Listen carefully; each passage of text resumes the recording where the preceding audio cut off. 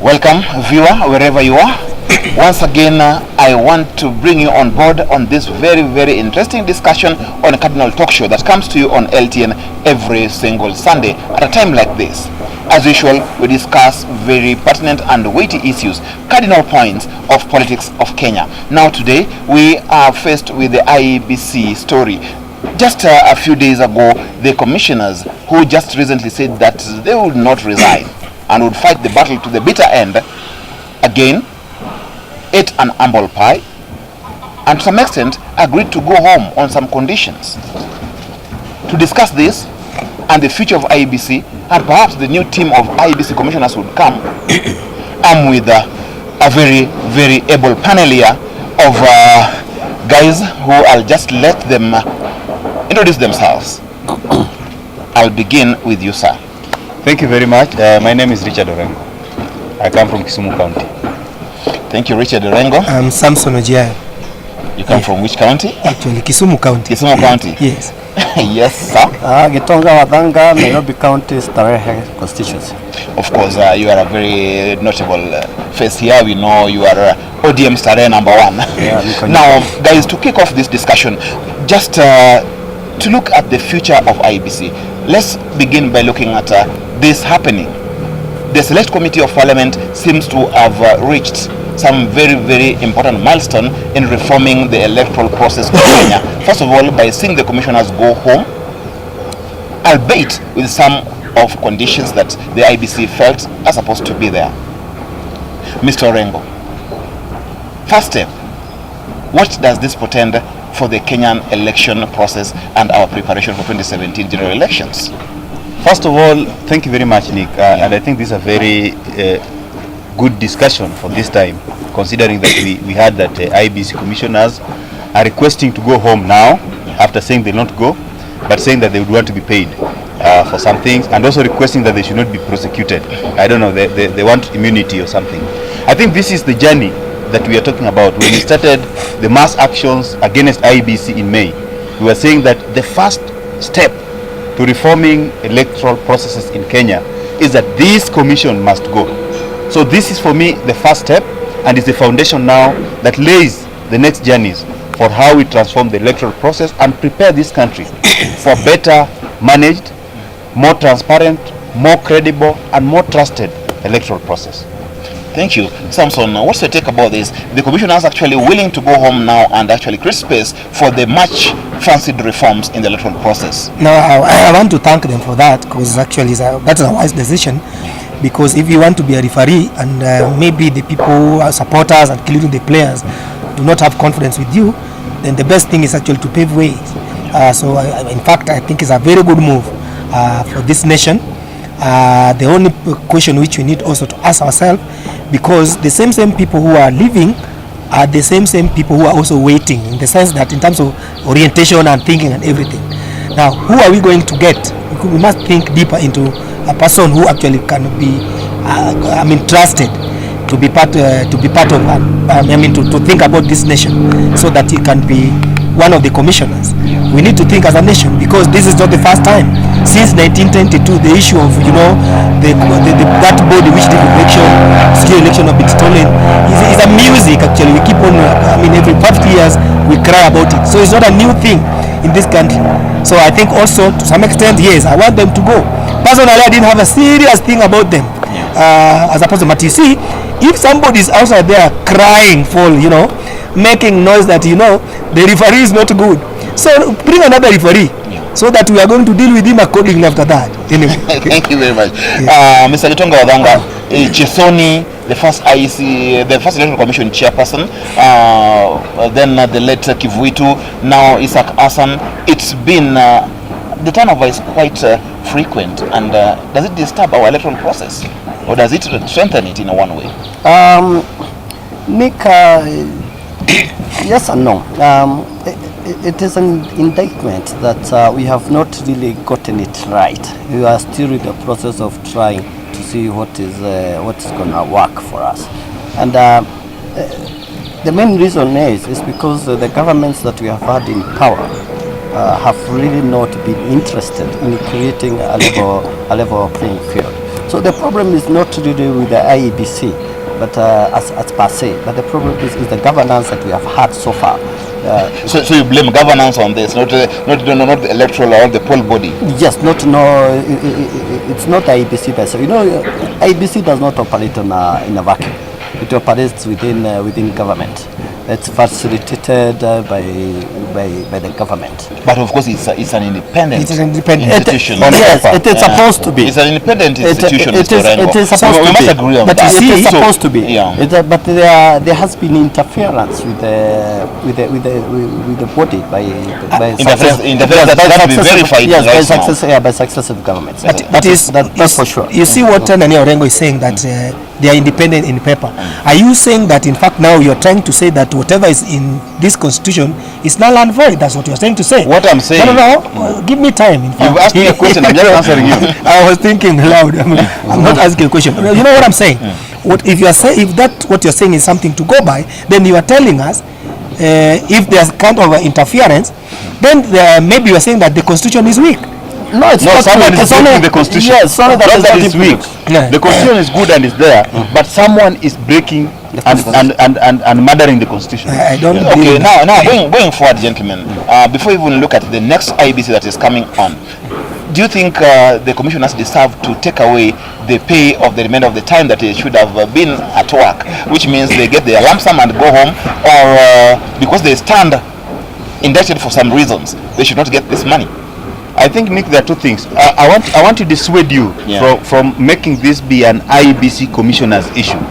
What we are saying, and this is what I know as a person who participated in this process, is that what we are pushing for is not removal of the commissioners alone. We are talking about a comprehensive electoral reform that captures legislation, processes, time frames. When a voter is registered, how are they registered? When do people vote? All these processes that generate a credible election. Because even if you change the commissioners and you don't take care of the system, then you will still have failures. That's number one. Number two, I think because these commissioners have not been jailed, they have not been taken to prison or taken to court for anything, I think they deserve to get the lump sum package and go home. But I also think that they should be investigated, so that in case any of them is found culpable, then they must face the law. So they must be paid for termination of their contract because they have office of tenure, and anybody who have an office of tenure, it's also good to respect the constitution, should be paid for the time that we have terminated their contract, because as the people of Kenya who have employed them, we have terminated their contract, so we must pay them. That's number one. And we must also appreciate democracy is very expensive. Two, I think we must also appreciate the fact that they are still open to investigation and prosecution. So if any of them was involved in any way in malpractices, corruption, any form that interferes with the section of the constitution integrity, then they must be prosecuted, investigated thoroughly, and prosecuted. And we want to see some of them in jail in case they are found culpable. We want to see some of them in jail. Mr. Giayo, this money is that around 200 million. They are well earned money, because they have a contract, just as he says. But given the circumstances that the IBC has been pushed to, and given the reasons why they have been pushed to that end, do they deserve of this package? Yes, number one, I want to agree with Orengo that as we sit down here, actually, as a nation, the IBC commissioners do not stand accused. Actually, they're very innocent. They're innocent. Yeah. So the package, they need to get it. But if we took the route of court, which some of us were not up to, or parliament and another thing, maybe we would say that we would have not been talking about now being compensated and all that. Yeah. But you see, we said that as a nation, we wanted to create another kind of a committee, which now have come up with now what we have. So what we are simply saying, they need to get the package and go. And I agree with him. I understand they are asking for, they do not want immunity, to prosecute immunity. Yeah. It has never happened, actually. It cannot happen. It cannot happen. Yes, everybody need to carry his own cross. If you know that you are liable, you need actually to face actually. So we pay you? Yes, we pay you, but in fact you need to face. You have to be answerable. You have to be answerable. That's the thing. Yeah, Mr. Gitonga, quite well told. I think as a country now, this money that is going to go out must actually be accounted for. Yes, pay them just like you say. But again, when they say they're not supposed to be prosecuted, are they running away from something here? In the first place, I don't think anybody had an issue with them being paid for the remaining period of for the remaining tenure. And when you look also at the monies involved, as a country, it's not that much. 200 million compared with what Kafula got from NYS. Is it? But that's like the lady. No, even the hustler's chopper. 180 million. So it's fine to go. Yes, and compared to what you've least eating in corruption. It's no problem. It's allowed anyway. And also appreciating that they could have taken us through the process of a tribunal, which would have costed probably much more. Now that they have agreed to step down voluntarily, if anything, they should have been if anything, they should be given a bonus. Or not have an issue with them, begin, an extra. A token of appreciation. Yeah, because they have said that, because even after just stamping, they have, they have come down and they have put the country before themselves. Well, because now there are sticking issues that still are outstanding in the entire process of doing electoral reforms. The Select Committee of Parliament is grappling with two aspects here. First of all, they are looking at this possibility of declaring results at the polling stations. Some say at the polling station, some say at the county level. Then number two, we've got the whole issue of voter register. Now, Orengo said that we must reform the entire system to get credible elections. But both CORD and Jubilee are still pulling ropes here. Everybody's pulling strings from their own direction. Is it going to help us? What should we do in this process? Yeah, like Hidayat said, it's not really about the commissioners themselves. It's also about the secretariat. It's about how we register our voters. There's no reason why in this day and age we should not have. We should be registering the voters independently. Other than the way we register the IDs. Today, we should probably be, when you are registering somebody, an ID, one should automatically be registered as a voter. As a voter. It's for government records and all that. We know that these are actually, now we've reached 18 years and all that. These are the age of majority. So what we are simply saying, if we need actually a process whereby now people are is a continuous process whereby people are registered as voters willingly, but you cannot tie registration of actually ID of 0 persons and this one. It's like somebody who is looking for also. Nick, it's not a must. Nick, let me it's not a must that actually registers as a voter. The point comes. Let me this one clear first. Let me finish this one. It's not a must that I register as a voter, but it's a must that I must go for ID. So that's what I'm simply saying. Nick. If I'm willing to become a voter, yes. But ID, it's a question of you doing what you really want. Yes, not on the voting. Not making it compulsory for you to be a voter. Mr. Orengo, must somebody be a voter and a national and a citizen at the same time? I want to explain to you the concept here. Yeah. The reason why Jubilee wants to separate these two things is because there are 48 million Kenyans. Yeah. They only want 5 million to be voters so that they can buy these 5 million and run away with them. I want to explain to you. That is let me explain.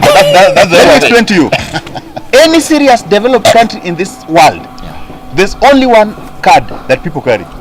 It is your PIN. The same card is your PIN, is your driving license, is your voter's ID, is your everything. You've not gone that direction. No. Let me just a minute. What we are saying here, and I want you to go back to the issue of where votes are counted later on. But what we are saying, once you have registered as a Kenyan, it is for government records, for budgeting and all these things. Yes. But number two, the voting becomes an automatic thing. What I want to tell you here to stop misleading us, if you are told that your ID is also your voter's card, no one has forced you to go and vote.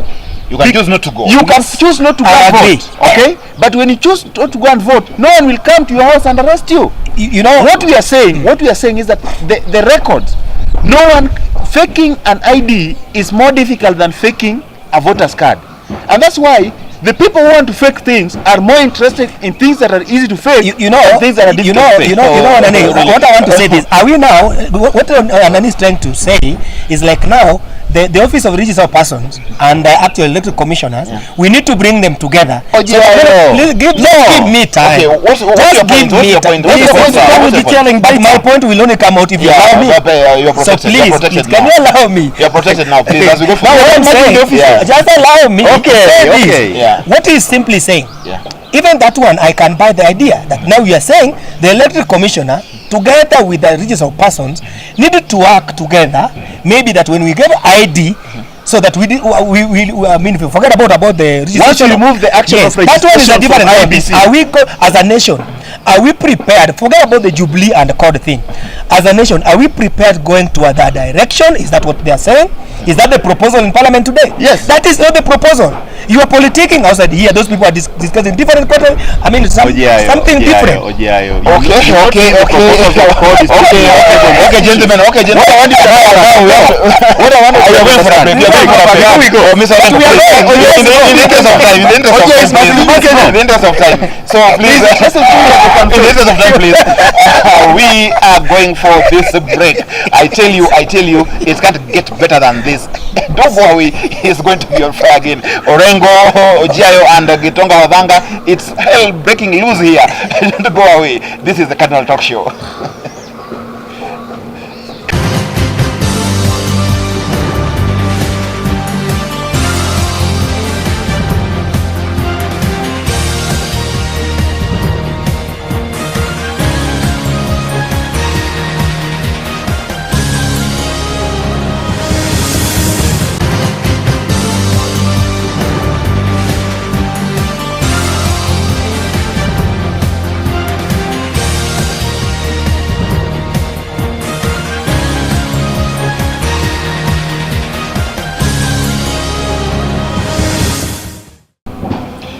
Welcome back, viewer. If you're joining right now, you're not very much far away from the mix of things. However, you must have lost a very interesting first session, but I can promise you the second session is going to be even better. Now we are discussing about the IEBC going and again getting another body that's going to manage our elections come 2017, and we were only debating about now looking at registration of persons, and then after that we had also to look at now how well are we going to get the new body do the right things for Kenyans, because we must inform Kenyans exactly what you people think the new IEBC is supposed now to take us through and what is supposed to attain by actually dislodging this one and bringing in a new one.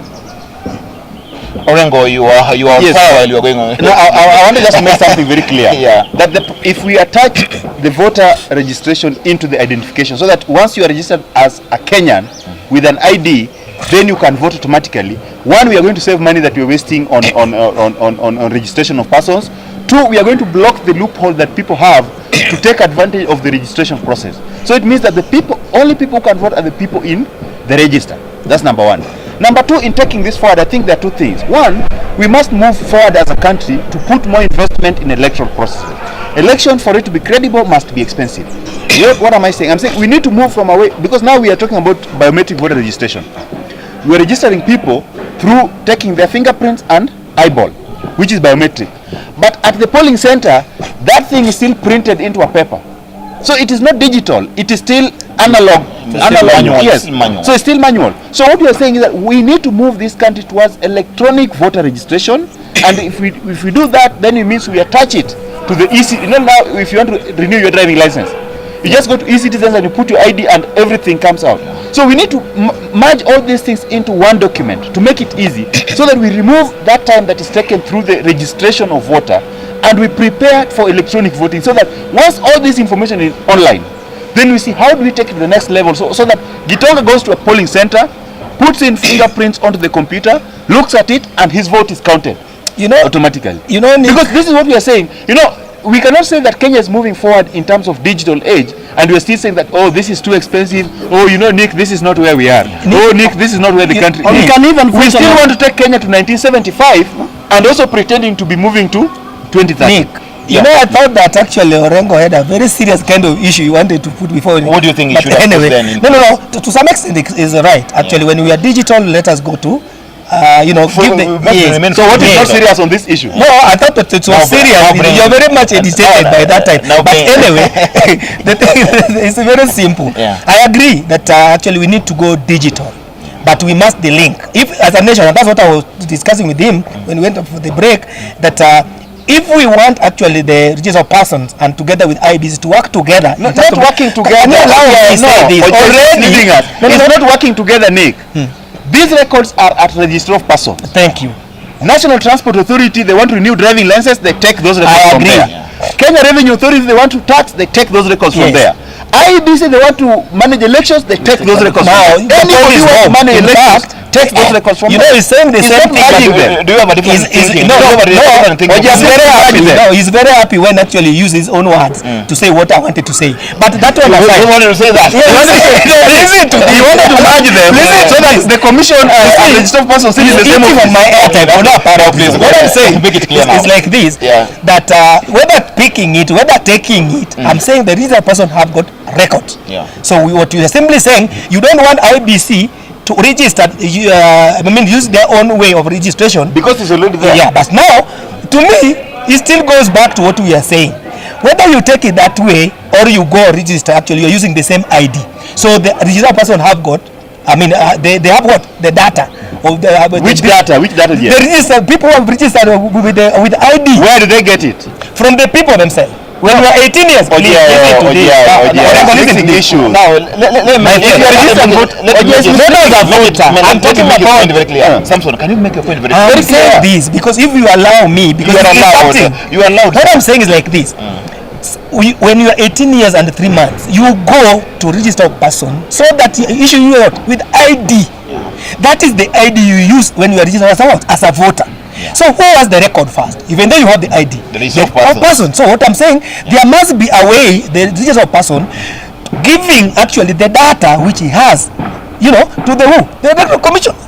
So that we work together. It still follows whether you take it there, but if you are registered, you can, because your ID can be, they can confirm whether you have a fake ID or actually the original ID.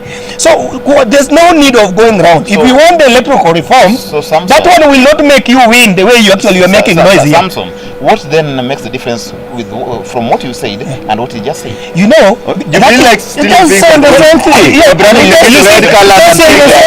That is what I wanted to say. But he thought that I had some kind of hidden agenda. If you talk about Huduma Center, all these things the Jubilee is bragging about, they take whatever code has, they paint it red and say this is a Jubilee thing. Okay. Jubilee aside now. Mr. Gitonga, what do you have to say about this? In fact, actually, we could even go down further and even abolish polling stations we vote from our mobile phones. There's no reason why we should not have an application like that one of M-Pesa when you go voting, during voting. And it can only happen if you're linked to the ID. You don't have the time. Cool down. I know you're in such an application now, your ID is a password. It's a password that you use. And then that application now to give you the option to vote. President. Then you have options. You want Agwabo 2. You want Agwabo 1. You want Agwabo 1. You want Agwabo 2. But this is the thing.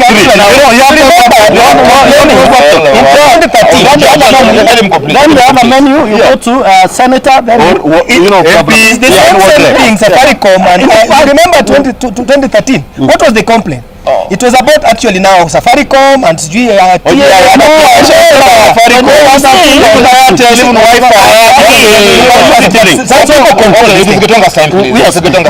should actually go. We should actually go fully digital, such that for those who don't have mobile phones, that is where now you have a problem station where somebody will go and find an electoral officer and then they use a phone there. Just a minute. Let him complete. It's a good idea. Relax. The other issue which is also very now the other issue now that is actually now debatable, that is being debated, that is contentious, is about how results are announced.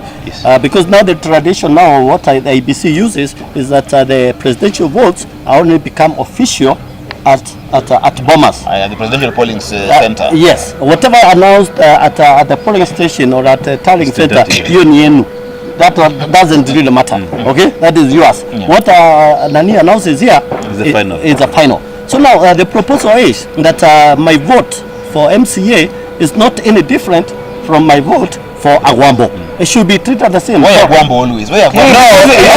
That is his world example. That is his world view. Everything is an example. As an example. So such that now when the vote is announced at the polling station, it's an official is the official result. Final result. Such that now even the media houses now can pick that result and tally And transmit. Yes, and transmit. We don't have to wait for for the commission chair to tally. To go and hide in that room, yes, and then come out and tell us. that implies that if we were to do it at the polling station, by 6 in the morning we'll be having a winner.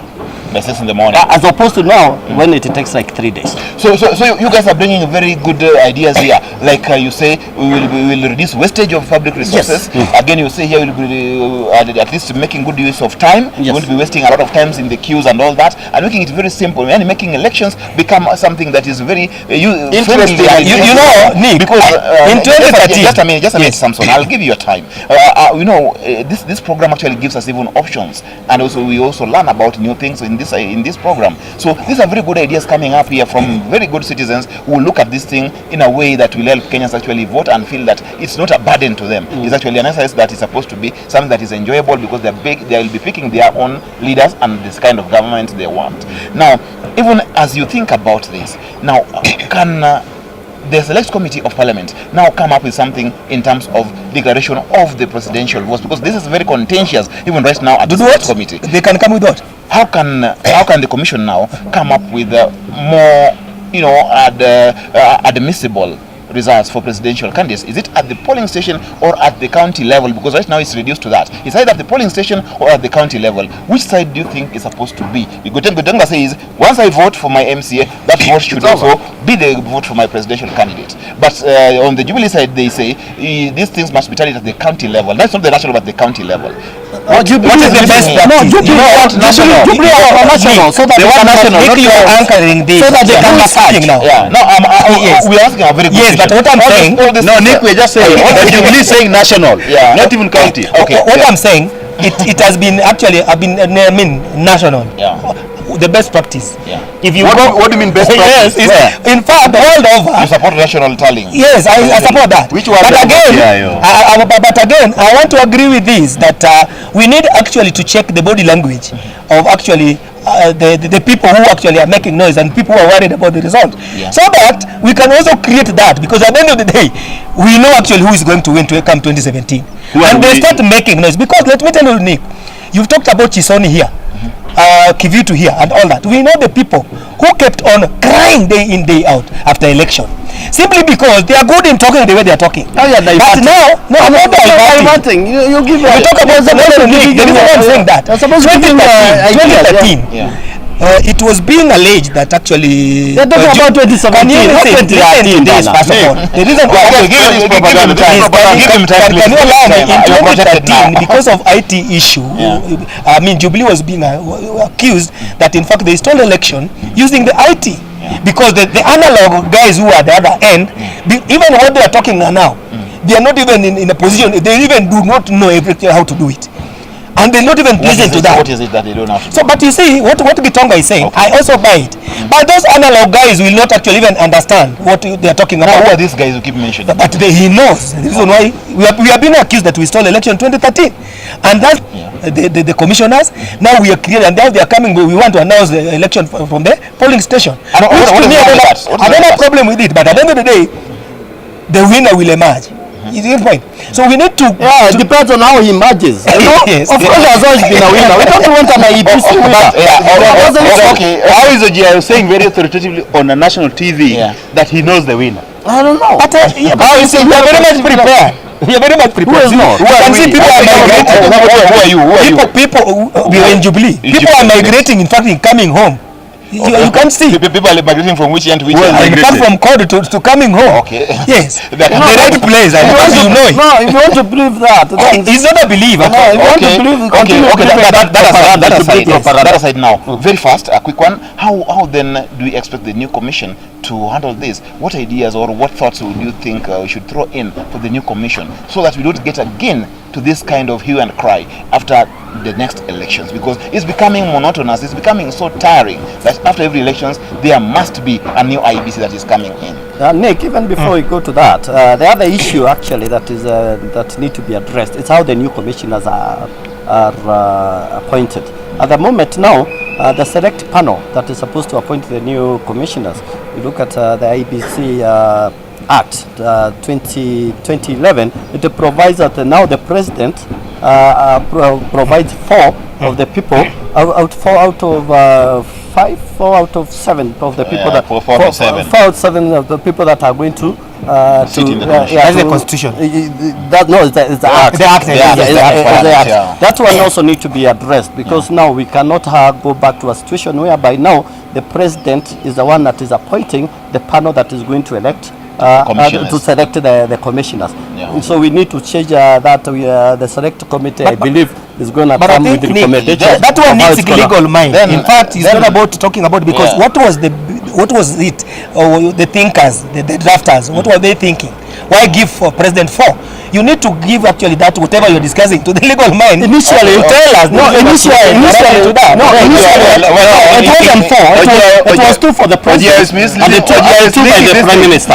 Those times Now the coalition there's a it is still the one that's working. The same act that's working. Yes, So that's what I'm But you see, those days we had 2 principles. Yes. Yeah, and they were pointing 2. Do you think that now There's one principle. Yeah, Things have changed. Yeah. So I think, what do you think the new commission is supposed to? The new commission rather is supposed to undertake in terms of giving Kenyans an election that, for once, will never cry about. I think number one, the commissioners must know that in this country, when we are going for election, some people prepare the electorate in the name of the result is not going to be good. So they must know that before even they go to the office. That's number one. That is number one. So they must be prepared that even if they announce, so long as the other end is not satisfied, they'll still say that actually they've rigged. And they follow Asa Kasan and his team. So they must be prepared for that. And to me, these are teething problems. Till actually the old crop of politicians will leave this platform, then new young blood with young thinking like Okello, then we'll be satisfied. Okay. Point taken. Orengo, what do you I think? think for me the most important thing is that Kenyans need to take time now, and the select committee is holding sittings. Kenyans need to take time and present Petitions. as many ideas as possible to support this team with ideas, because this is what is going to come out with the proposals for the reforms that we're talking about. Number 2, for me, my focus is not really on the commissioners. My focus is in the committee that is selecting the commissioners, because that is where we still have a lot of contention. That is really important, and we need to deal with that, because once that is not fair, then the end result cannot be fair. You cannot plant maize and expect to harvest beans. So that is important. Number 3, we need to look at election as a process that is not one-off and not an end in itself. Election should be a process that continuously can be improved on. And when proposals are brought by Kenyans, like the ones called brought in May, then the government must always listen to those proposals, because we are in a teething stage, as Oji is saying, and we need to continuously be ready to accept improvement, because it's not good. We can continually improve. So I think it's very important that as a country we accept that we can always improve on what we have. Yeah, I think I don't know whether there's any time. What do you think made deadlines for you? Just don't even take even half a minute. Just mention it. For me, as Chenegans around the Jubilee and Wamalo are coming to grab power in Nairobi. Wamalo coming to grab power in Nairobi. Yeah, through Ruto. I mean, it is laughable the way he's going about it. But one thing I can guarantee Wamaro and Ruto is that Wamaro will not get a nomination of Jubilee in Nairobi. Okay. As much as we are in court. Yes. May I think the sad news actually is about that man who chops the hand of the the wife. It was a very sad thing. So bad. Very primitive, and I think that guy needed to be in the right place. Yeah, but people very who do, primitive. yeah, people who do those things, they are elected to high office. No problem. Yeah, the ones who Actually, that ban people guy is in not the in office. It's- Yeah, you it's don't very politicize sorry. everything. No, you must get It's very elected. sorry. It's very sorry for that. Don't politicize Tell everything. somebody that the other day you are going to hate. Yes, You Mr. support, Rengo. I think for me Mandaras. there are 2 issues, and I want to link it with what Oji said. There's an emerging trend in this country on a very excessive gender-based violence, not towards women but both towards men and women. Last week there's a KU student who was killed. The other week, yesterday, there's a man who was killed by the wife in I think in Kiambu or somewhere, for coming home drunk late. And then there's this lady whose hands were chopped off. So it's not like men beating women. It's gender-based violence, where we have both sides committing atrocities against the other. I think as a society we need to look at this and go back a bit and realize that gender-based violence is abuse of human rights and it's not a good thing in a society that is trying to develop and in a society that is trying to set example. I think we did a very good thing by deporting Kofi Olomide in terms of fighting gender-based violence, but we then regressed by these other acts. So I think it's important that we look at this and make sure that as a country we're moving forward in a way that builds inclusivity. Viewers, it can only happen on this channel, LTN. My panelists, thank you very much for finding time to be here. You are wonderful guys. You've made this debate so interesting and very informative indeed. When you're called upon next time, please don't hesitate to come. Thank you. Until we meet again next week, have quite a nice week ahead of you.